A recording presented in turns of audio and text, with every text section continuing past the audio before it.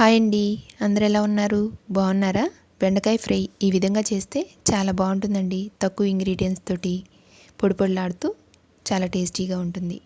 కావాల్సినవి బెండకాయలు శుభ్రంగా కడిగి సన్నగా తరిగి రెడీగా పక్కన పెట్టుకోవాలి. ఒక ఉల్లిపాయ 4 పచ్చిమిరపకాయలు కూడా సన్నగా తరిగి రెడీగా ఉంచాలి. గ్యాస్ వెలిగించి ప్యాన్ పెట్టి అందులో ఆయిల్ వేసుకోవాలండి. ఆయిల్ హీట్ ఎక్కాక ఎండుమిర్చి, పచ్చెనగపప్పు, జీలకర్ర, ఆవాలు వేసి ఫ్రై చేయాలి. ఫస్ట్ ఆయిల్ వేసినప్పుడే పల్లీలు కూడా ఫ్రై చేసి పక్కన పెట్టుకోవాలండి. నేను అది వీడియో తీయటం మర్చిపోయాను. పల్లీలు కూడా వేస్తే బెండకాయ ఫ్రై చాలా బాగుంటుంది. ఇప్పుడు పచ్చెనగపప్పు, ఎండుమిర్చి అవి ఫ్రై అయ్యాయి కదా, ఉల్లిపాయలు, పచ్చిమిరపకాయలు, కరివేపాకు వేసి ఫ్రై చేయాలి. అవి ఫ్రై అయ్యాక బెండకాయ ముక్కలు వేసుకోవాలి. ఆయిల్ ముక్కలు మొత్తం కలిసేటట్లు బాగా కలపాలి. కలిపి మూత పెట్టాలి.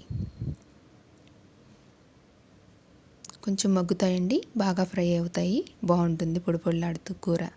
ఇప్పటి నుంచి మూత పెట్టకుండానే ఫ్రై చేయండి. బెండకాయ ఫ్రై మూత పెడితే కొంచెం జిగురుగా అనిపిస్తుందండి. మూత పెట్టకుండా చేస్తే పొడి పొడిలాడుతూ వస్తుంది. ఇప్పుడు కొంచెం పసుపు, కొంచెం ఉప్పు వేసి బాగా కలిపి ఫ్రై చేయాలి. పసుపు ఉప్పు వేశాక జిగురు అనేది తగ్గుతుందండి. తగ్గకపోతే కొంచెం ఒక స్పూను పెరుగు వేయండి.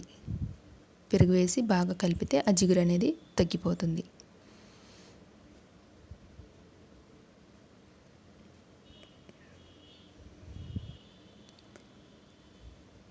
బాగా కలిపి ఇప్పుడు కొంచెం కారం, కొంచెం జీలకర్ర, ధనియాల పౌడర్ వేసి బాగా కలపాలి.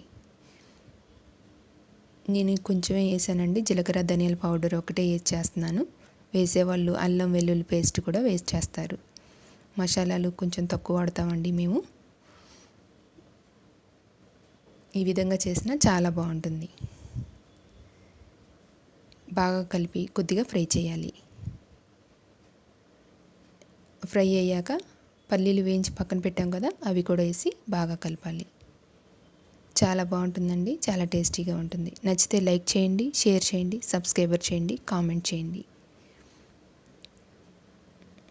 బెండకాయ ఫ్రై రెడీ అయిందండి. తక్కువ ఆయిల్ తోటి పొడి పొడిలాడుతూ బెండకాయ ఫ్రై.